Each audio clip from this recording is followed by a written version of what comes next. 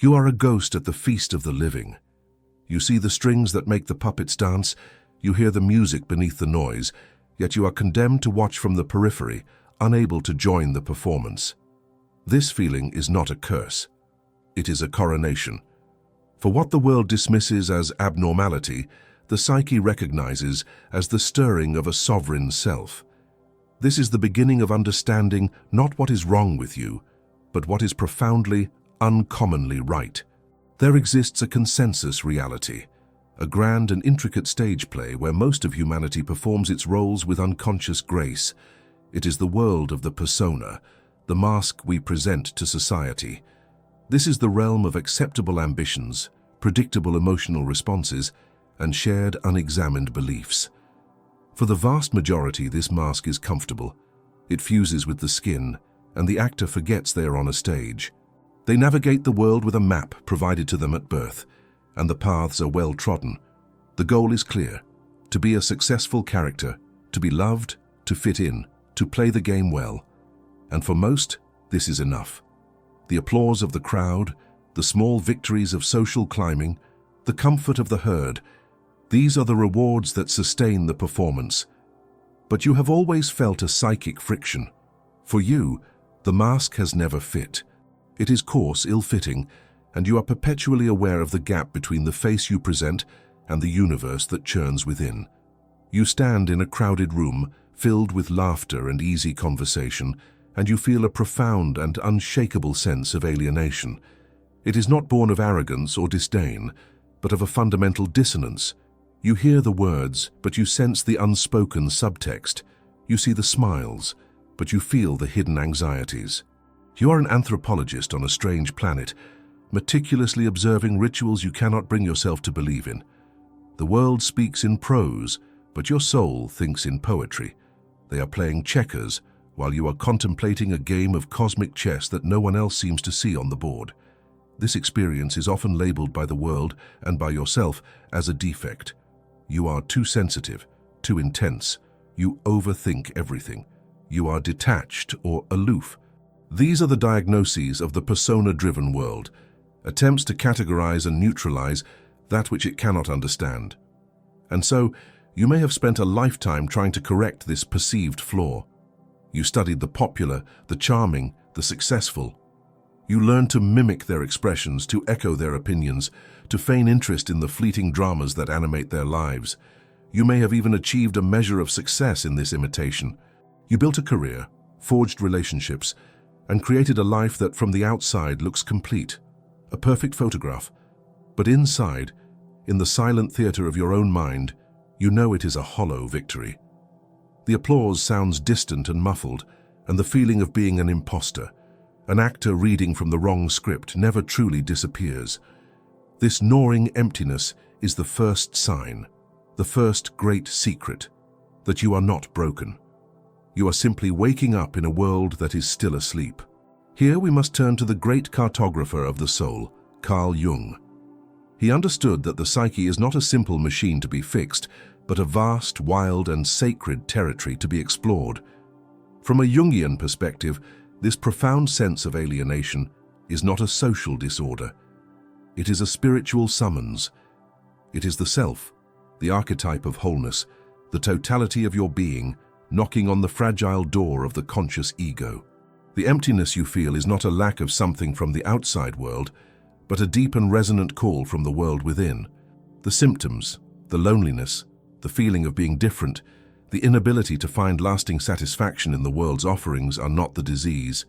They are symbols. They are the language of the unconscious, pointing the way toward a journey that the majority is terrified to even contemplate, the journey of individuation. Individuation is the process of becoming an individual, that is, an undivided whole. It is the alchemical process by which a person sheds the collective masks and integrates the vast hidden parts of their own psyche to become who they were truly meant to be. The common path of life, the path of the persona, is a path of fragmentation. It asks you to be one thing at work, another at home, another with friends, all while repressing the parts of you that do not fit into these neat boxes. The soul of the 1%, the truly uncommon personality, instinctively rebels against this fragmentation. Its loyalty is not to the tribe, but to its own internal coherence. The pain of not fitting in is the psychic equivalent of a compass needle being pulled powerfully toward a hidden magnetic north, a direction invisible to everyone else on the map. They urge you to correct your compass, to align with their direction, but your soul knows that to do so would be the ultimate betrayal. It understands that the goal is not to arrive at the same destination as everyone else, but to discover the uncharted continent that is you. This is why the conventional world feels like a mirage. It is why its promises of happiness ring hollow. The psyche of the 1% is not designed for the finite game of social success. It is built for the infinite game of discovering the soul. It carries within it a seed of a consciousness that is fundamentally different, one that seeks meaning over pleasure, depth over breadth, and authenticity over acceptance.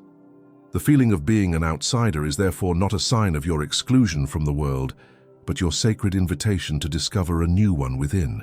The journey does not begin by changing your circumstances, but by finally deciphering the language of your own symptoms, by understanding that the path forward is not out, but down, into the rich and terrifying darkness of your own depths. For the sensitivity that the world calls weakness is, in fact, the very instrument waiting to be calibrated. Comment, "I embrace my uniqueness," if you feel this call in the depths, and subscribe to decipher the signs that set you apart from the ordinary. The journey into the self begins not with a stride, but with a stillness. Having acknowledged the summons from the deep, the first task is to learn the language of this inner country, to map its terrain. The signs of your uncommon nature are not random eccentricities. They are coordinates on a sacred map, pointing toward the archetypal forces that shape your destiny. To the uninitiated, your soul is a wilderness, but to the one who learns to read the symbols, it reveals itself as a kingdom. We must now illuminate the foundational structures of this kingdom, the great archetypal pillars that make your psyche a fortress of singularity in a world of copies. The first and most fundamental sign is an insatiable, almost biological need for profound solitude. In the lexicon of the collective, solitude is a synonym for loneliness, a state of lack, a social failure. But for the uncommon mind, it is a pilgrimage. This is the domain of the hermit archetype. The hermit does not withdraw from the world out of fear or misanthropy, but out of necessity, as a deep-sea diver must descend beneath the turbulent surface to witness the silent, luminous life of the abyss. The constant chatter of the collective, the endless stream of opinions, trends, and manufactured anxieties is a form of psychic static. It jams the frequency on which the self communicates. The hermit's solitude is a deliberate act of tuning this static out, creating a sacred silence in which the whisper of the soul can finally be heard. For you, extended social engagement feels like holding your breath. Solitude is the long, slow, life-giving exhale. It is in this quietude that you metabolize the world, that you integrate experiences, that you hear the stirrings of your own original thought. This is not emptiness. It is a plenum, a vibrant fullness where you come into contact with the eternal. From this sanctuary, we can discern the second and third signs, which are intertwined like the twin serpents of a caduceus, a conscious relationship with the inner contrary self, and a life guided by an internal synergy of masculine and feminine energies. Jung called these forces the anima, the inner woman in a man, and the animus, the inner man in a woman. For most, these powerful archetypes remain unconscious, projected outward onto partners. A man projects his anima and seeks a woman to carry his soul, his creativity, his connection to the earth. A woman projects her animus and seeks a man to carry her logic, her agency, her word of power. But the uncommon personality is engaged in a different internal alchemy. The man with a rare psyche has not exiled his anima. He has invited her into the council of his mind. She is the source of his unnerving intuition, his ability to feel the emotional currents in a room, his capacity for radical creativity, and his deep, non-possessive love. He possesses a wisdom that is not merely cerebral, but felt, This can make him appear soft or unmanly to a world that equates masculinity with emotional severance. Conversely, the woman of this caliber has consciously integrated her animus. He is not a tyrant of internalized patriarchal opinions, but a focused beam of light in her soul. He provides her with a sword of discernment, an unshakable sense of purpose, and the architectural ability to build worlds from her ideas. She speaks with a clarity that can be mistaken for aggression, and she moves with an agency that can be perceived as a threat to established power structures. She does not need a man to authorize her thoughts or validate her direction. Because both have ceased to outsource these essential psychic functions, they appear more whole, more self-contained. Their path is not about finding their other half, for they are actively working to become whole within themselves. This inner integration is a profound source of their alienation from conventional relationship dynamics and gender roles. They are a living refutation of the idea that one must be incomplete to find love. This leads us to the fourth sign, the hallmark of the wise fool archetype, a relentless compulsion to question foundational assumptions. The fool is the figure who stands at the edge of the court, seemingly naive, yet is the only one who can see that the emperor wears no clothes. While the world is busy climbing ladders, the wise fool asks, "Is this ladder leaning against the right wall?" While others debate the rules of the game, the fool asks, "Why are we playing this game at all?" This is not the cynicism of the nihilist who believes in nothing. It is the radical curiosity of the mystic who suspects that reality is far more mysterious and malleable than we are led to believe. This quality gives you the ability to see the systems and patterns that operate beneath the surface of daily life. You perceive the hidden logic in the market, the unwritten rules in social hierarchies, the archetypal scripts playing out in political dramas. You are a natural systems thinker. This perspective is isolating because it reveals the absurdity of what most people take with deadly seriousness. Their passionate struggles often seem to you like arguments about the seating arrangement on a sinking ship, and your attempts to point out the water rising are dismissed as eccentricity or needless disruption. These core archetypal configurations blossom into further, more specific signs. The fifth is an immunity to the siren call of social proof. The fact that everyone is doing it, or everyone believes it, is not only unconvincing to you, it is often a signal to be suspicious. Your locus of validation is internal. You would rather be authentically wrong than synthetically right. The sixth sign is a profound hunger for meaning over happiness. The modern world is a marketplace of manufactured happiness, fleeting pleasures, distractions, and comforts. You have sampled these wares and found them flavorless. Your soul starves for purpose. You are willing to endure pain, difficulty, and sacrifice if it is in the service of a meaningful path. The pursuit of mere happiness feels like a childish and ultimately hollow goal. The seventh sign is the existence of an intensely vivid and meaningful inner world. Your life is not confined to waking reality. Your dreams are not chaotic neural firings. They are dialogues, parables, and coded dispatches from the unconscious. Your imagination is not a frivolous escape. It is a workshop where you forge new possibilities. You may spend as much time navigating the landscapes of your inner reality as you do the outer one, a fact that would seem utterly alien to the purely extroverted consciousness. Finally, the eighth sign is a powerful creative imperative. Because you are so acutely connected to the unconscious, the wellspring of all creativity, you feel a constant pressure to give form to the images, ideas, and energies that surge within you. This may manifest as art, music, writing, entrepreneurship, or the creation of novel systems of thought. It is not a hobby, it is an exorcism, a necessity. To not create is to allow this immense psychic energy to become stagnant and toxic, leading to depression or destructive behaviors. You must build or you will burst. Recognizing these signs in yourself is the completion of the first stage of the journey. You have mapped the territory. You can now see that your solitude is sacred, your inner complexity is a source of power, your questioning is a form of wisdom, and your creative drive is the engine of your individuation. You are not a random collection of oddities, you are a cohesive psychological entity, built upon a rare and powerful archetypal foundation. You are no longer an exile, lost in a foreign land. You are the sovereign of a hidden kingdom, and you are finally learning to read the laws of your own realm. To merely map the inner landscape is a scholar's pursuit. To walk it is the hero's ordeal. Having identified the archetypal currents that flow through your rare psyche, the next, most perilous phase begins, the direct confrontation with your own shadow.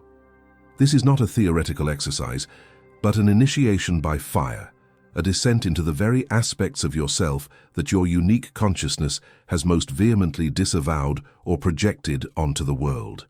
For the uncommon personality, the shadow is a complex entity. It is not merely the repository of base instincts or socially unacceptable desires, though those elements are present in all of us. More acutely, it holds the very parts of you that undermine your perceived superiority, the vulnerabilities you deem common, the insecurities that contradict your intellectual prowess, and perhaps most painfully, the hidden desire to simply belong, which you have so fiercely repressed. Your intellect, your discernment, your refined sensibilities, these strengths, when unconscious, can become the very tools by which you construct a formidable shadow. You may have unwittingly cultivated a profound disdain for the collective, a subtle arrogance derived from seeing the world's mechanisms with such clarity. Your shadow might manifest as intellectual elitism, a cold judgment toward those who do not grasp the intricate patterns you effortlessly perceive. It could be the unacknowledged envy for the simple, uncomplicated joy of others, or the fear that if you were truly seen in your raw humanity, stripped of your unique insights, you would be just as ordinary, just as flawed as everyone else. This shadow side, if left unexamined, expresses itself through cynicism, a pervasive sense of moral superiority, or a biting sarcasm that keeps intimacy at bay. It builds invisible walls, solidifying your isolation even as you yearn for genuine connection, albeit on your own terms. The confrontation demands radical honesty. It means acknowledging that the contempt you feel for the herd mentality might be a projection of your own fear of ever being part of it, or a defense against your own moments of intellectual laziness. It means facing the raw, unfiltered anger at the world's ignorance, and recognizing that anger as a potent, unintegrated psychic energy that could be channeled into creation, not just critique. It means admitting that the distance you keep might not always be about preserving your inner sanctuary, but sometimes a defense against the messy, unpredictable reality of human relationships, which threaten to expose your own unhealed wounds. This is not about defeating these darker aspects, for they are intrinsic to your totality. It is about understanding them, about recognizing their dynamic function within your psyche, and ultimately, about integrating their raw power into your conscious ego. It is the arduous work of reclaiming your projections, seeing that the flaws you so readily identify in others are often echoes of unacknowledged aspects within yourself. The dragon to be faced is not external.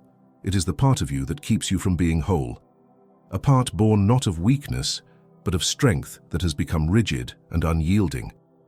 The price of neglecting this profound inner work is steep, particularly for the uncommon individual. Without shadow integration, your unique insights can curdle into bitterness. Your philosophical depth can become a shield for emotional immaturity. You risk becoming the isolated sage, brilliant but ultimately sterile, unable to translate your wisdom into genuine connection or meaningful impact. Your projections will inevitably poison your relationships. You will encounter individuals who mirror your unacknowledged arrogance, your repressed vulnerability, or your unintegrated rage. These encounters will feel like invasions, confirmations of the world's flaws, but they are in truth the universe holding up a mirror to your own unexamined depths. You will perpetually feel misunderstood, frustrated, and increasingly detached, trapped in a self-imposed psychological prison where your brilliance serves only to highlight your isolation. Your life, no matter how outwardly accomplished, will feel a generation removed from true vitality, a story half told, a song unsung. The very energy of your unique gifts becomes bound in this internal conflict, leading to stagnation, a gnawing sense of disillusionment, or even psychic collapse. Conversely, the reward for the courage to descend into this crucible is nothing short of psychological sovereignty. When you confront and integrate your shadow, You reclaim vast amounts of psychic energy that were previously locked away in repression or externalized in projections. The intellectual arrogance transforms into genuine discernment, tempered by humility. The fear of being common dissolves into a recognition of shared humanity, allowing for authentic empathy without sacrificing your unique perspective. The anger becomes a conscious force for change, rather than a corrosive resentment. You no longer need to defend your difference, for it simply is. This integration brings an unshakable inner authority. You are no longer reacting to the world from a place of unconscious wounding or defensive superiority. You are responding from a center of wholeness. Your voice gains resonance, your presence gains weight, not through force, but through authenticity. The most profound outcome of this integration is the radical shift in perspective. The external world, in its bewildering complexity and often frustrating banality, may appear largely unchanged. Yet your relationship to it is fundamentally reordered. What once triggered your immediate judgment now becomes an object of curious observation. The perceived flaws of others are no longer personal affronts, but simply expressions of their own journey, their own unconscious dynamics. You develop a capacity for compassionate witnessing, understanding that everyone is operating from their own level of consciousness. The fear of being misunderstood, which once drove you deeper into solitude, now gives way to a quiet confidence. You understand that your path is yours alone, and the approval of others, while pleasant, is no longer necessary for your internal validation. The world's collective noise, which once felt like an assault, now sounds more like a distant hum, a backdrop against which your own inner symphony plays. You become a beacon of clarity, not by trying to illuminate others, but by having fully illuminated yourself. This self-possession is the true currency of the individuated, an enduring wealth that no external circumstance can diminish. It is the liberation from the psychological chains forged by a lifetime of trying to fit in, or equally, trying too hard to stand out. You simply are. You have charted the abyssal maps of your soul and confronted the shadow of pride that guards its gates.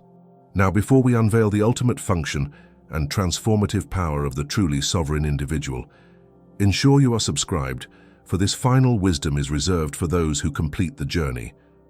The world does not change, you do, and in your changing, the world is remade. The state that emerges from the crucible of integration is not one of blissful perfection or permanent happiness. Such concepts belong to the world of persona, the world of surfaces. What arises is something far more potent and enduring: wholeness. You have achieved a synthesis of the conscious and the unconscious, the light and the dark, the masculine and the feminine. This synthesis creates a new, unshakable psychological center of gravity within you. Before, your sense of self was a fragile construction, buffeted by the opinions of others, the pressures of the collective, and the storms of your own unexamined emotions.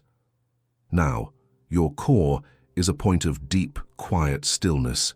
You become like a mountain. You experience the rage of thunderstorms and the warmth of the sun, but you are not the weather. You are the mountain. Emotions, thoughts, and external events flow through your awareness, but they no longer define or destabilize you. They are simply information, data points in a vast and complex world that you can now navigate with clarity and grace. This is the birth of the individuated self. Your actions cease to be mere reactions to external stimuli. They become conscious responses, originating from this centered place of wholeness. The desperate need for external validation, which secretly fueled even your rebellion, has vanished. In its place is a profound self-possession. You no longer define yourself in opposition to the collective. Your identity is no longer not them. It is simply me. This is a quiet revolution.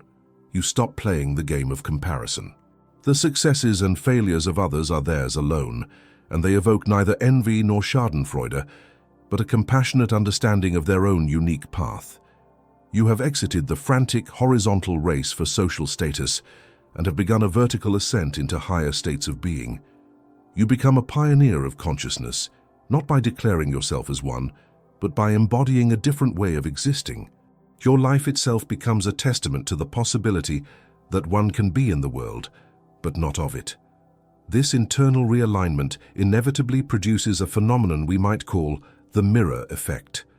A truly individuated person, through their congruence and inner coherence, becomes a living mirror for the psyche of others. Your presence, devoid of the usual social masks and unconscious hooks, creates a field of authenticity. This field has a powerful bifurcating effect on those who enter it. Those who are themselves deeply invested in their persona, who rely on manipulation, hidden agendas, and psychological games, will find your presence profoundly uncomfortable, even intolerable. The manipulator's hooks find no purchase on your smooth surface.